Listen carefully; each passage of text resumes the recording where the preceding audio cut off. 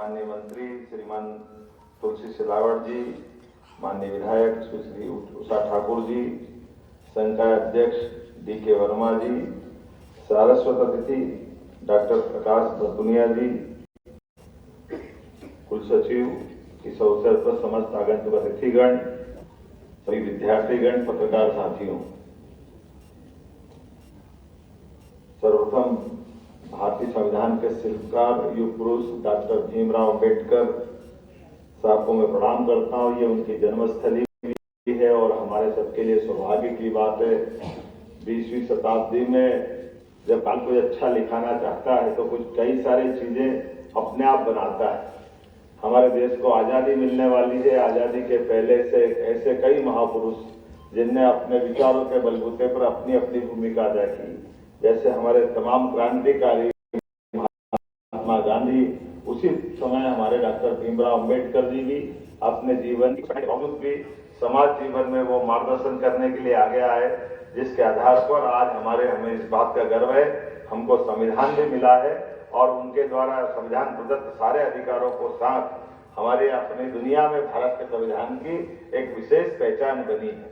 मैं आज के इस अवसर पर खास करके इस विश्वविद्यालय के माध्यम से जन्म स्थान को गौरवान्वित करने वाला विश्वविद्यालय, जो पीढ़ियों तक भविष्य की नई पौध को तैयार करके लोकतंत्र के संवाहक के नाते अपनी पहचान बनाएंगे।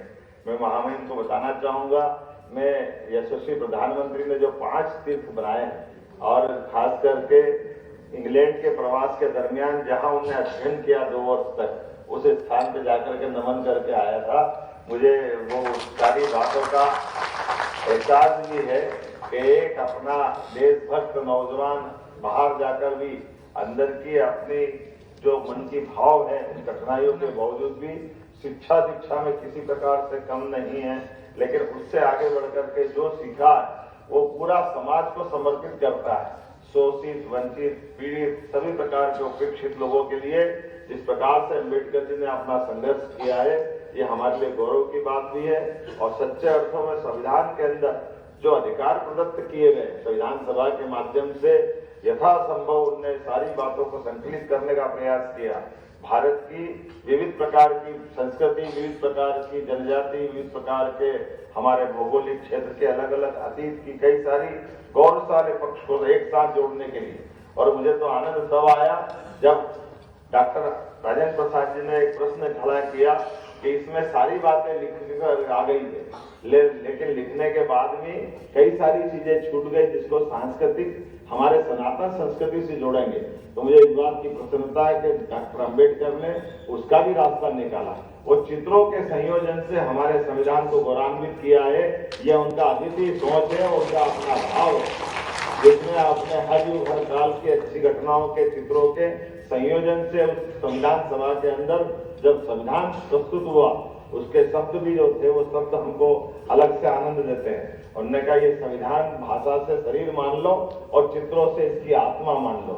सच्चे अर्थों में संविधान की आत्मा चित्रों के माध्यम से बता करके गौरवशाली अतीत के साथ जोड़ करके अम्बेडकर जी ने जीते जी जिस प्रकार से अपना जीवन जिया है, वाकई वो वंदनीय, अभिनंदनीय है। हमारी सरकार कई सारे काम कर रही है।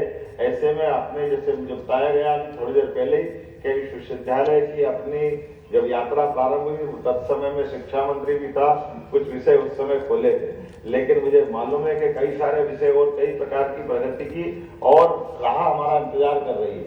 तो माननीय महामहिम मौजूद है। हमने अगले हफ्ते जनवरी में आपकी मौजूदगी में सभी कुलगुरुओं की एक मीटिंग बुलाई हुई है। माननीय महामहिम जी का पूरा मार्गदर्शन है। उनका जोर भी है कि हमारे सभी विश्वविद्यालय अपने अपने पैरों पे खड़े हो, नए प्रकार के कोर्स लाए, ताकि हमारे युवा मित्र भविष्य की राह जब वो आगे बढ़े तो उनके हाथ में न केवल स्किल हो बल्कि अपनी दिशा भी स्पष्ट हो। मैं आज के इस अवसर पर ये जरूर बोलना चाहूंगा, महामहिम के नेतृत्व में जिस प्रकार से दीक्षांत के लिए भी कोई साल हमारा खाली नहीं जा रहा है। हर साल के साल जो विद्यार्थी निकलते हैं, ये दीक्षांत का जो क्रम जारी किया, मैं एक बार पुनः महामहिम का अभिनंदन करता हूँ इस काम के लिए कि उन्होंने महामहिम मैं जरूर दुर्भाग्यशाली रहा। मैंने BSc, LLB, MA, MBA, PhD सब कर ली, लेकिन हमारे समय दीक्षांत नहीं होते थे। ये मुझे बड़ा अफसरता था। लेकिन आपके आने से ये जो क्रम जारी हुआ और ये युवाओं के चेहरे से दिखाई देता है, कितना अच्छा लगता है। अपनी डिग्री अपने हाथ से अगर महामहिम देते हैं तो ये वाकई सौभाग्यशाली क्षण है। और मित्रों, आपको भी शिक्षा के बाद दीक्षा, अर्थात सच्चे अर्थों में ये जो हमारी शिक्षा किताबी ज्ञान तो हुआ है, लेकिन आने वाला भविष्य अब इसके दीक्षा के बाद प्रारंभ होगा, जब हम अपने इस विश्वविद्यालय की गरिमा के आधार पर आपका भावी जीवन यशस्वी बनाएंगे। मेरे अपनी ओर से आप सबके प्रति आपके भावी यशस्वी जीवन की भी शुभकामना। बहुत बहुत धन्यवाद। भारत माता की जय।